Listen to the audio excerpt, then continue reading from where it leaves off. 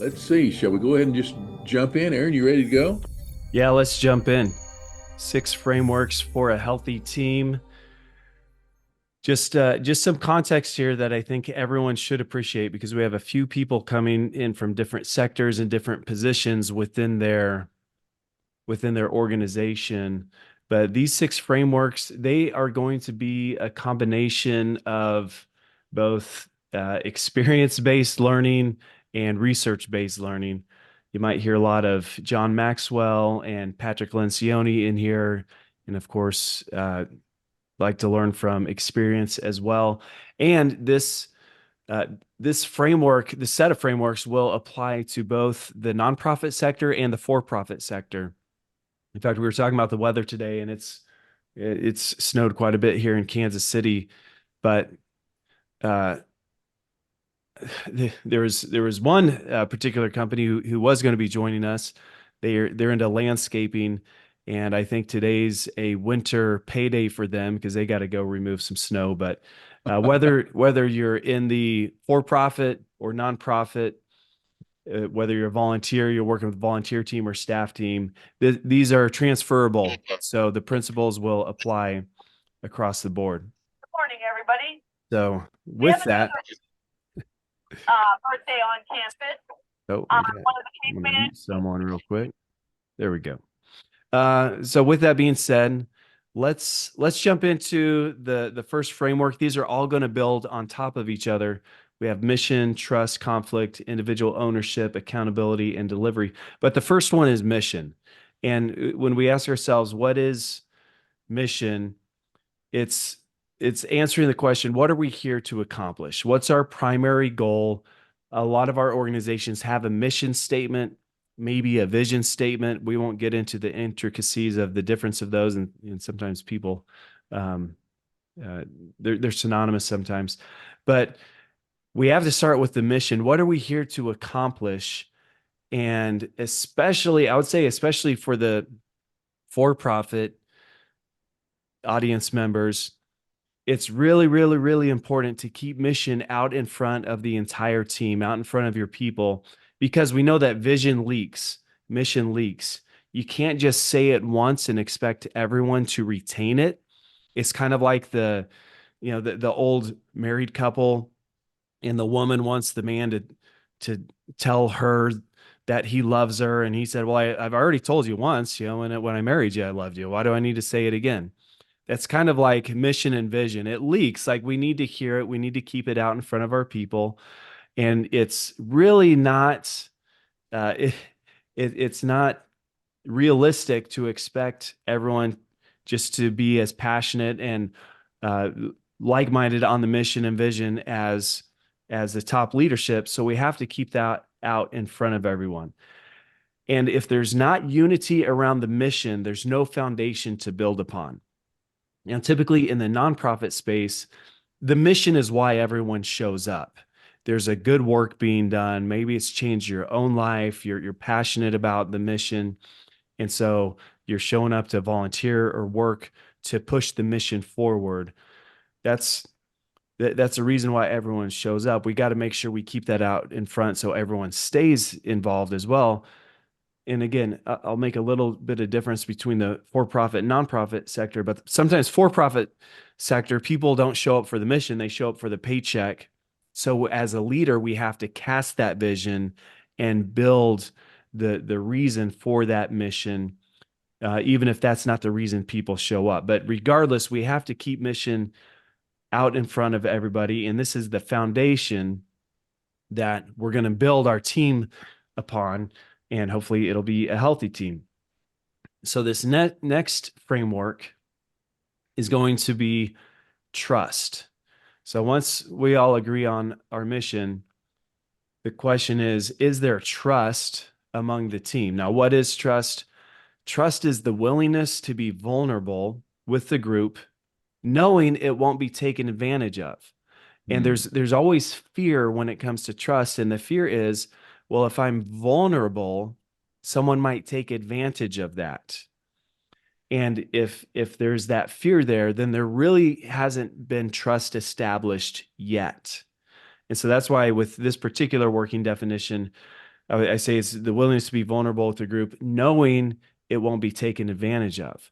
And so if there's fear, or if there is a lack of trust, we need to build that within the team.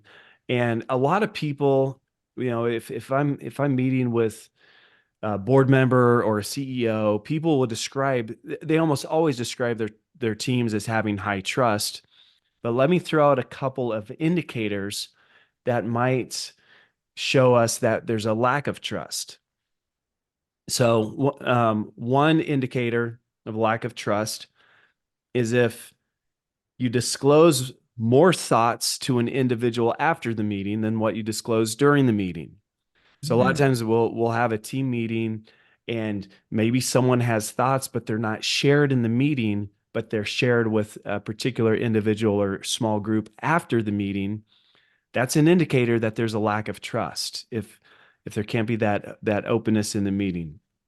Another lack of trust in the meeting context is if one person is dominating the conversation or dominating the meeting.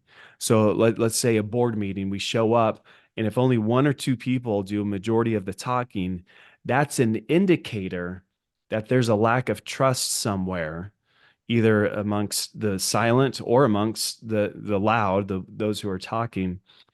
And conversely, if a person is rarely contributing or not contributing at all to discussions or to the input, there's probably a lack of trust. So these are just some indicators that we can look at, and just in a meeting go, okay, if the entire team isn't fully engaging, there's a breakdown of trust somewhere, and that's going to need to be addressed.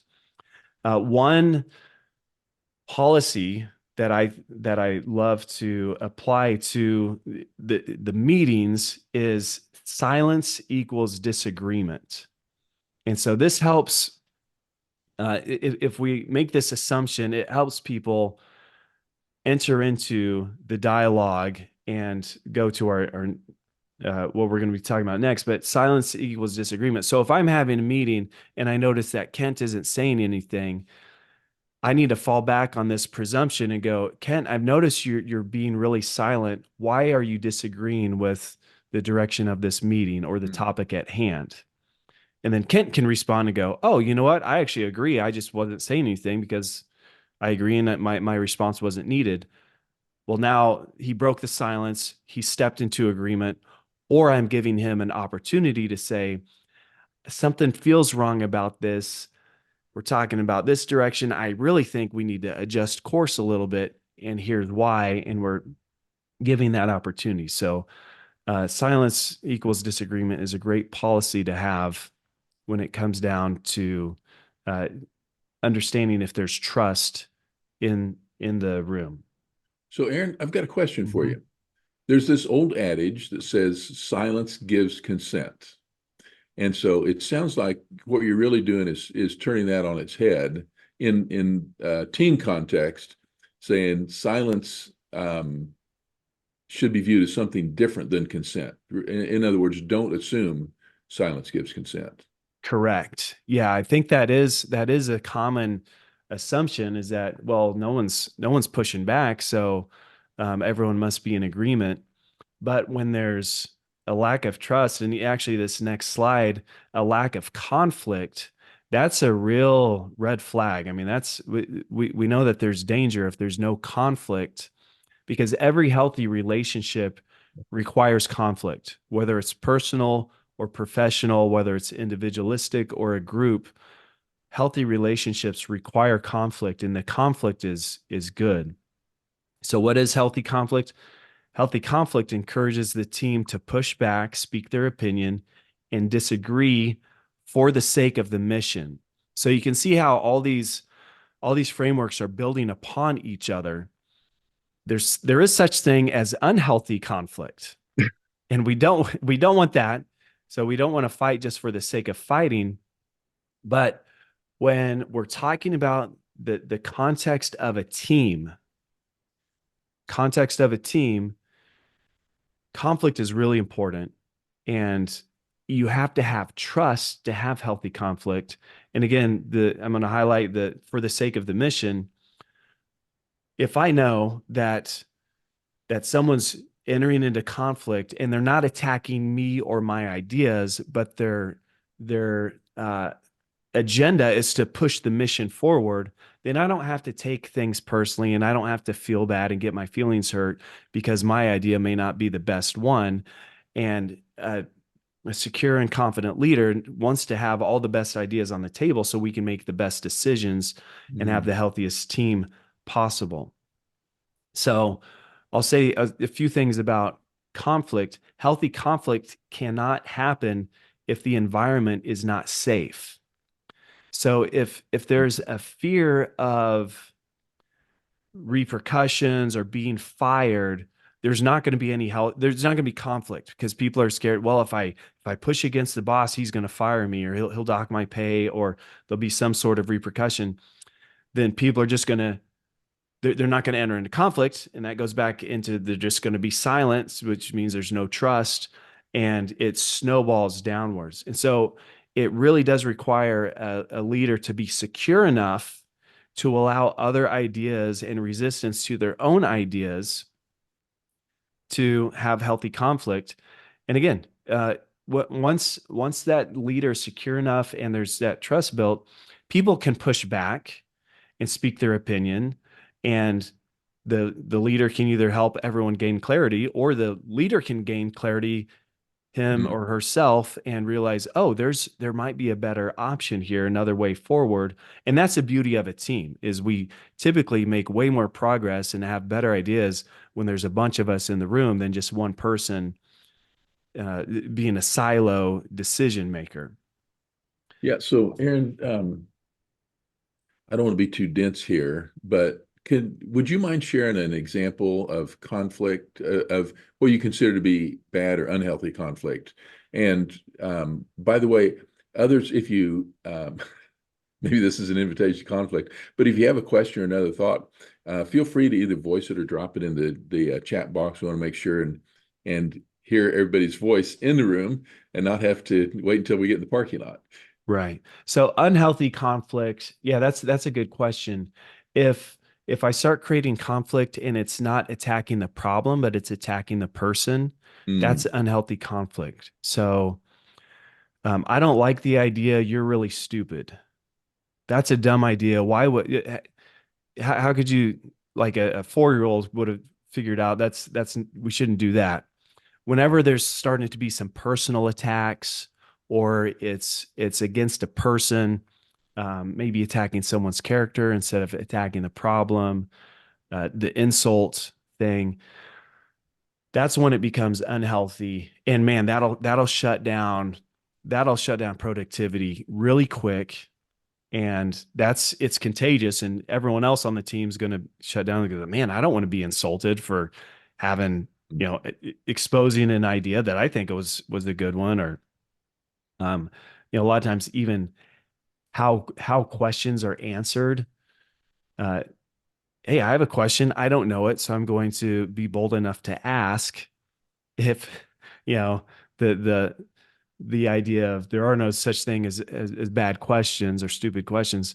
Well, not everyone behaves that way, and they'll in some way communicate your question's really stupid, therefore you're stupid, so stop asking questions. That's not healthy conflict. Yeah. Man, that's good. So I think what you've said is, by definition, most of the stuff on Facebook is unhealthy conflict. Oh my goodness. Yeah. Yeah. Yeah. So hey, Jesse put a question in the chat box, and let me just read it here for everybody. It says, I'm in a new role, leading a team of 8. I'm 2 months in. My predecessor was very authoritarian and did not encourage healthy conflict. How do you go about promoting healthy conflict in a space where it wasn't previously welcomed? So building the culture, building a healthy, using these frameworks to build a healthy team culture is going to be a lot of the hard work is going to come on the front end, and then you'll get the benefit and some of the momentum on the back end. It goes back, I would say, go back to building trust within the team. Even even communicating, hey, I want healthy conflict. I need people to push back. You can question my decisions, and part of this is bringing people along the journey of making the decisions. I'm not going to make this decision until we talk about it. That's probably a cultural change also that didn't exist. Mm. And so when you can set the team down and say, okay, we have a decision to make. And if you're the leader, I would even reserve your personal opinion until the end so you don't influence other people's decisions and just make them yes men, or they might want to say what they think you want to hear. So reserve your own opinion till the end and hear everyone else out first. Mm. And the reality is, at the end of the day, if there's not consensus, which consensus isn't the point, you won't see consensus as one of our frameworks. But at the end of the day, the leader does have to make a decision, but let the team be a part of the decision process, be a part of, I mean, again, it's a difference between teamwork versus just managing a group of people. But yeah, you can build that culture, and it'll take some work, and it'll take some trial and error and some of the trust building. Again, there's some ways that you can build trust, getting to know the people individually and caring about them outside of their role within the organization goes a long ways. Caring about them as an actual Mm. person will build some huge trust. Okay. Um, Hey, thank you. That's very enlightening. And we've got a couple more questions. Do we have time to take a question now, or would you rather save more till the end? so I'm looking at Jeremy's question. I'm going to address that later. So Okay. let's save his for later. And then I would say agree, but so much stems from the leader and the Huh. signals he or she sends out. Yes, much of Wow. this, everything rises and falls on leadership. And I have been in a position where the leader above me didn't operate with these frameworks, and there wasn't a healthy team. But my department and below me, I did introduce some new culture to the organization, how I led the team. And there was a little bit of a disconnect there. I think that's better than not. And we'll be talking, in fact, yeah, we'll be talking about some of those dynamics. If you're not at the top of the corporate ladder, if you're in some of that middle management position, how do we handle that? I'll talk about that. But yes, Okay. 100%. Uh, Everything rises and falls on leadership. Um, I guess that's what you're talking about with individual ownership. yeah. So we'll do this. If you want to, Jeff just sent a question. Let me hit this up while you read that, and then we'll take a chance to review Jeff's question. But individual ownership. So once there's healthy conflict, again, consensus isn't the goal. It's ideal. It'd be great if we have some good debate, healthy conflict, and we all land on the same page. But the reality is, if you have, let's say you have a leadership team of 8 to 12 people, not everyone, you're not going to be able to implement everyone's idea, or it's not going to go everyone's way, but there will be a decision made. And once that decision is made, individual ownership says, um, you adapt the group decision even if you are opposed to it. So another way of saying it is, the team's problem is my problem, and the team's solution is my solution. So we own decisions as if they were my decision.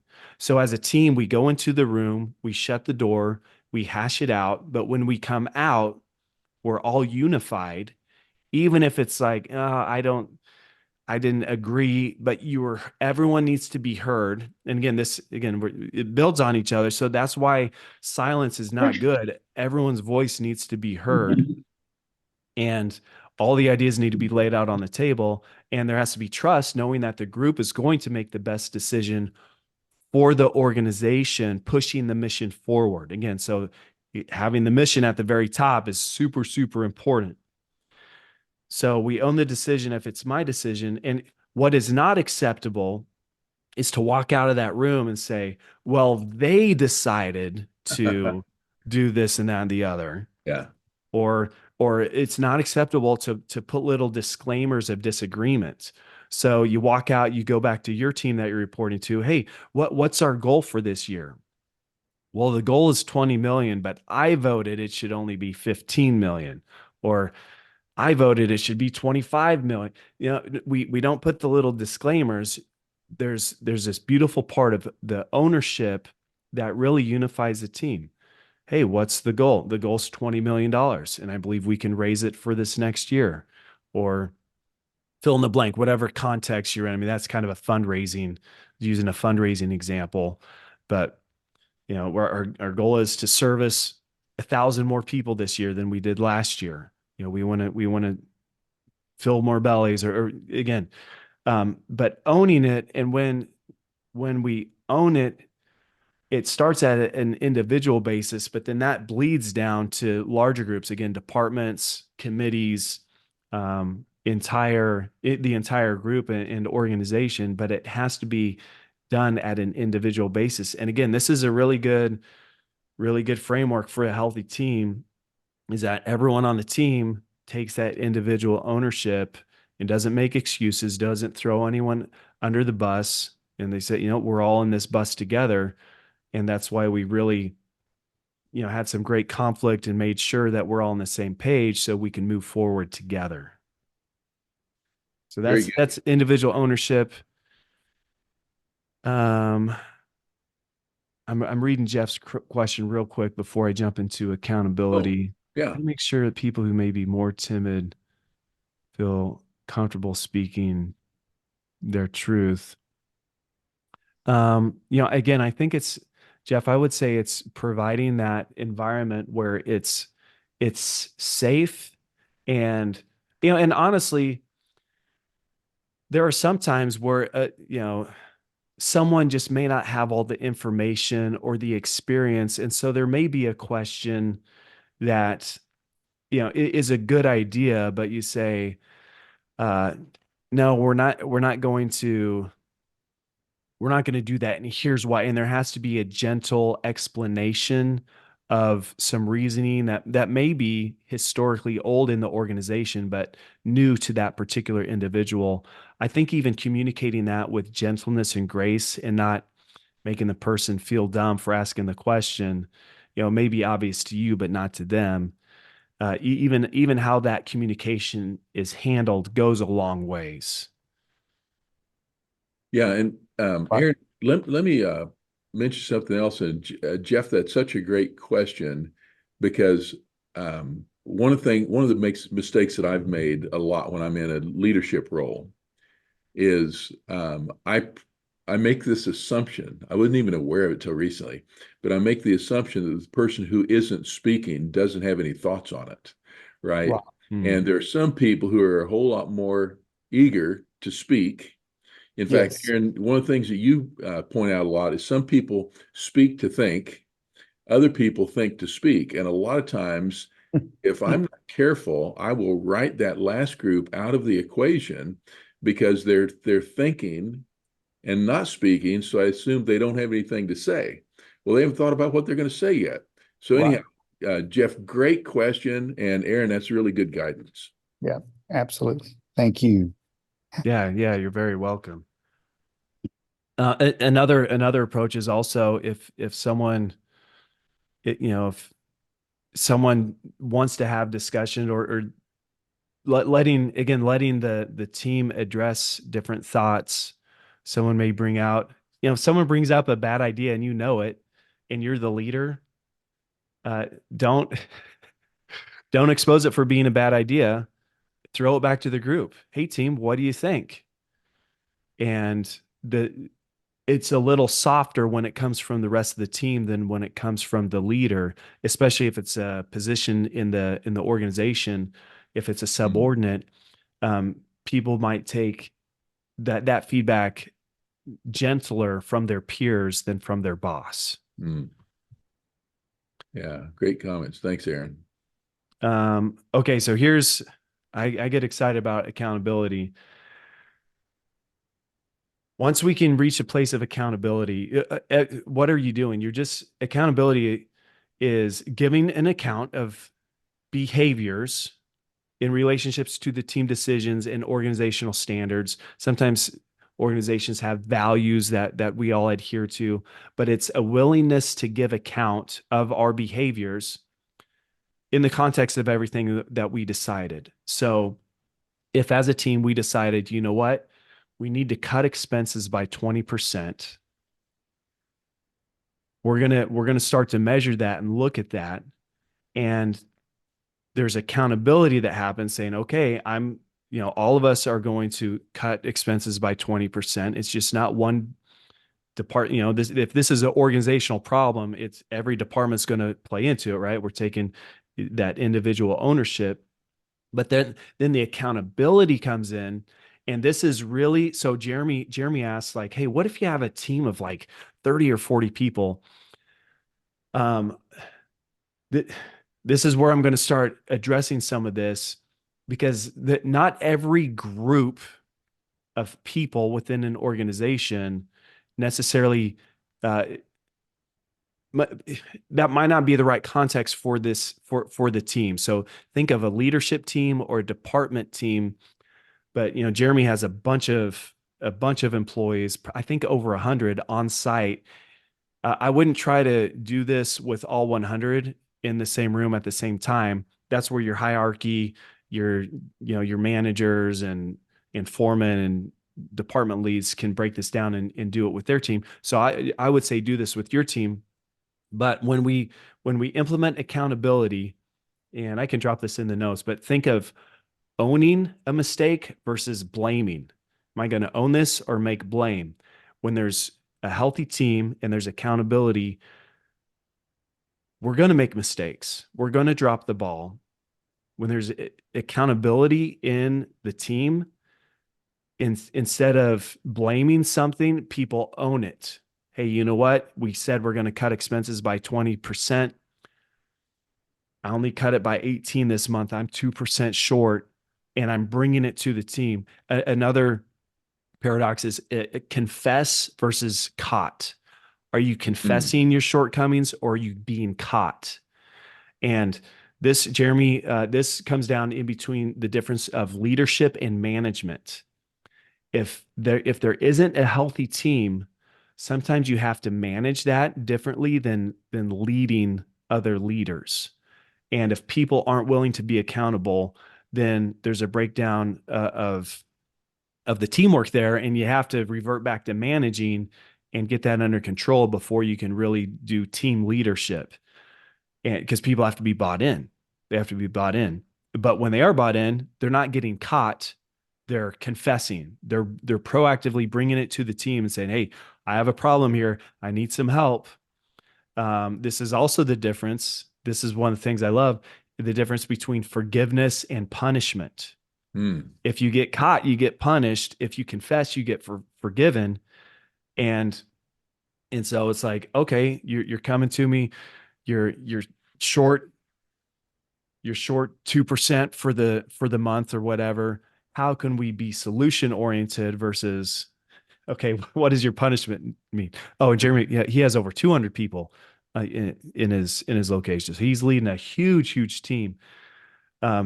So again, I would at least begin this at your top leadership team and let it bleed down. But when people really own this accountability piece, they're owning the organization, they're owning the mission. And here's another key component. Accountability has to happen in a group context as opposed to one-on-one. So a healthy team is meeting on a regular basis, and where this accountability happens is in the group.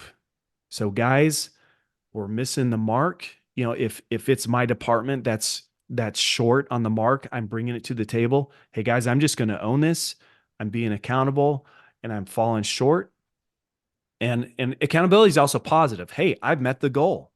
We said we're going to aim for this, and I aimed for it, and my team met it. go us, but there's also that if you fall short, you bring it to the group. And then as a leader, if you need to hold someone accountable, right? And this kind of goes back to being caught instead of confessing, but hey, our development team, I noticed that we're behind schedule. Please give us account for it. When that accountability is done in the group setting, the rest of the departments or the rest of the leaders aren't wondering, has that been addressed or not?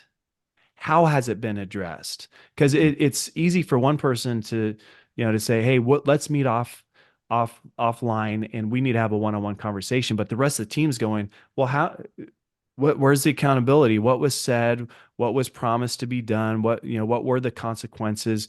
Whereas if you do this in the group setting, there's no questions, there's trust. So you're not shaming the person or, questioning their character, but we're giving account of behaviors. Hey, we said we're cutting expenses 20%.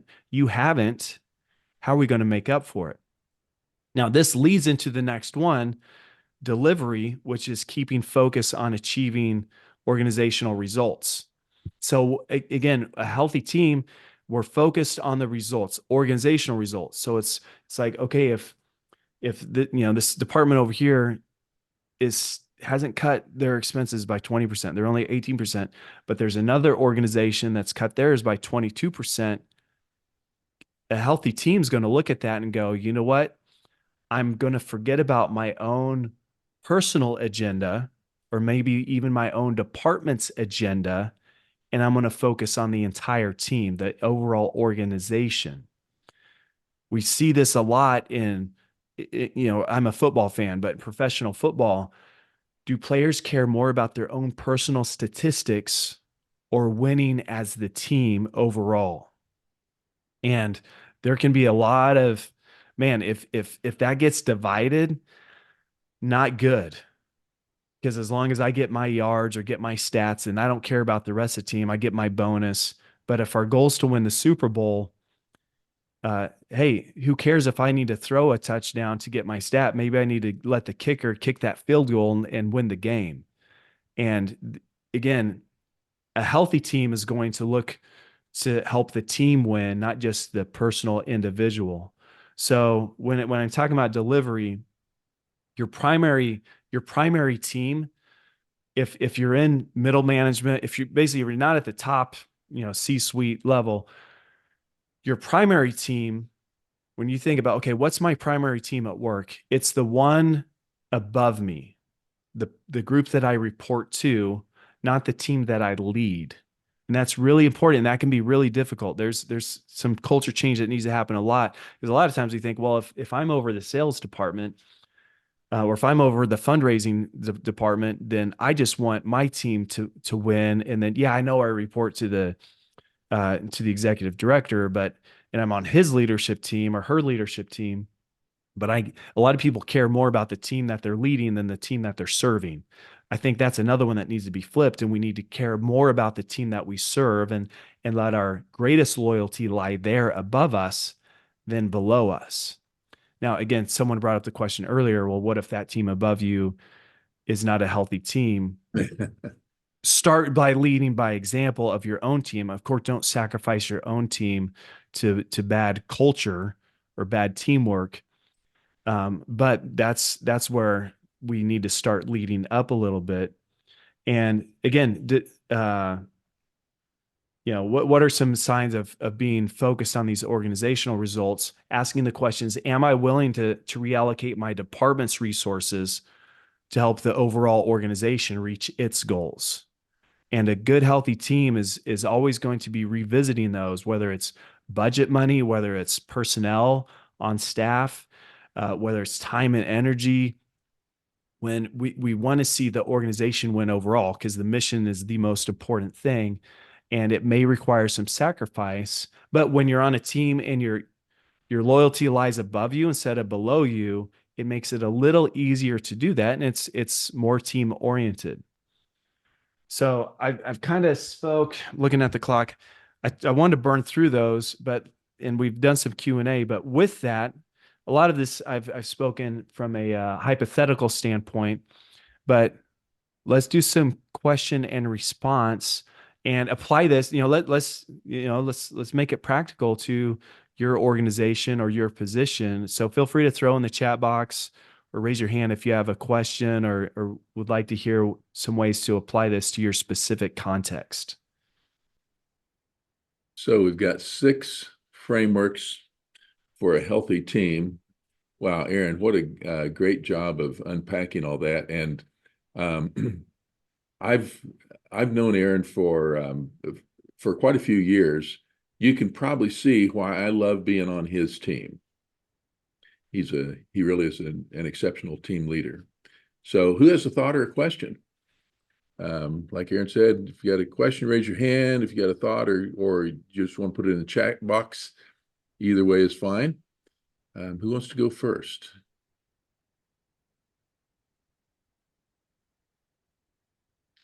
Aaron, I assume that Rachel is disagreeing since she's being so quiet. Oh, sweet Rachel. Rachel, we led a board retreat for Rachel's organization, and they do a great job at engaging everybody, letting the board own the mission and find their sweet spots and push it forward. Jeremy has a question. Jeremy, you want to go? Yeah, You wanna- I got a question Yeah, for you. shout it out. So first off, thanks, Aaron. Really good stuff. But we've been taught in the past with leadership that you praise publicly and condemn privately. Mm, So now we're flipped in the script to say we're holding people accountable publicly. What's your thoughts on that? Because if I'm going to one of my managers and saying, hey, you're supposed to cut 20%, but we only got to 17, isn't that going to put them in a spotlight that could create some animosity and frustration? Well, why didn't you come to me privately versus in front of a group meeting? right. Yeah. So let me address it a couple different ways. I would definitely, knowing your context, definitely apply this to your leadership team. And so, and a manager may be a part of that. So let me speak to the manager. If it's like an employee on the floor and they're late, you can address them privately. Hey, you can't be late to work, but hopefully you're not dealing with that with your leadership team. But leadership team, once there's trust and we're all on the same page, I think it is healthy, and it goes both way too. So you got to hold yourself accountable and be willing to, take it. But when it's not done in a personal attacking way, but yeah, the manager, hey, you fell short here. Let's address the elephant in the room. Everyone knows about it. What are we going to do about that? Then the rest of the managers aren't thinking that there's been some unfair provision given or favoritism given. When those things can be addressed in the group setting, it just provides a lot of clarity. And I've been a part of organizations that you go to the boss with something and say, hey, here's some behavior that has been called unacceptable, and the boss go, okay, I'll go handle it, and it's done in a closed room. It's like, well, how was it handled, especially if it happens again? And whereas if it's addressed in a respectful way with the entire group, then everyone knows like, oh, okay, if my team makes a mistake that costs us $3,000, that's going to be docked from my department's budget. That's good to know. And everyone knows how it was handled. And there may be certain situations that would be appropriate to be handled in one-on-one, but when we're talking about, again, the context of a team and pushing the mission forward, if it's a team or mission item, I do think it's okay to handle that in a group setting. And again, it can't be favoritism. It has to be consistent across the board. Yeah, and one other dimension, Aaron, I think you mentioned earlier the kind of the division on conflict, if it's person focused versus concept focused, and I think that's a good guideline. So if there's a personal behavior issue, I think that is best addressed on a private situation rather than making it visible in front of everybody. If it's a team function, or if it's a conceptual issue, I think bring those to the more to the group setting. So, man, we could go way deep on that. I know Giovanni has a question. I'd love to hear yours. Good morning. So not so much a question as more so I think just feeding to the conversation about accountability. And I think part of, what we always tend to forget is that accountability starts with me first, right? So when I'm part of a team and I've agreed to a certain task or output or impact, I'm accountable for that. And I think the word that was used was, wouldn't it be inappropriate to condemn someone publicly? And the answer to that should be yes, absolutely. It should be, because accountability should not be you didn't do this and you didn't do that. Accountability should be I didn't do this, I didn't do that, to the team. And so sometimes it's being able as a leader to work with your people ahead of time to say, hey, I know you're going to have to deliver some tough news about your department. Do you need some help on how you're going to deliver that today so that you feel comfortable with your report, right? So that's how a leader can help their team. Right. Yeah, and you're right. Jeremy did use the word. I think condemn. Yeah, condemn's a pretty strong. If we're at the place where we're condemning, that probably does need to be done behind closed doors. I think, condemn, correct, confront. That gets to be kind of hard language. And in fact, I think there's a difference between announcing or acknowledging an issue and attacking the issue or attacking the person. So yeah, really, really good points. Wow, we have just a couple of minutes left. Have you ever noticed how fast 47-minute goes? It takes about 47 minutes to go fast, but it feels like 20. So one of the things in the chat box, what's one of your top takeaways? And if you don't have a specific top takeaway, one of the things I would love to see is, as you look at those 6 frameworks, which of those would you say is one that you want to work on first in terms of your own team? And as you're thinking about your top takeaway, I'm just going to share mine. And Aaron, you said that healthy conflict requires a safe environment. And to me, that's a really big takeaway, the importance that we create an environment that is safe for everyone, not just safe for one, but safe for all. That creates a culture where we can have healthy teams and express healthy conflict. So let's see, what are some other top takeaways? Drop those in the chat box, or if you want to raise a hand, we've got just a couple minutes. While people are dropping that, let's give a couple announcements of some things coming up. We do have the Asking Academy. There's an Express, which is our virtual edition, so good for these snow days. But April 2nd and 3rd, it's two mornings of the day, virtual Asking Academy. Then we have our classic in person. There's one coming up in February. And let me look at my calendar. Another one coming up in, what is that? June.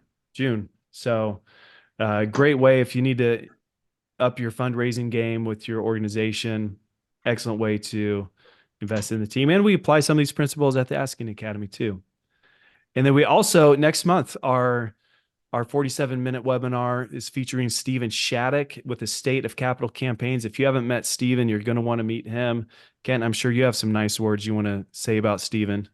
Well, I'll just say real quick, he's a pro. This is cutting edge research, And it's not just research. It's got some real good insights and application for those of us who are in fundraising leadership roles. So come, bring your team, invite others in your organization.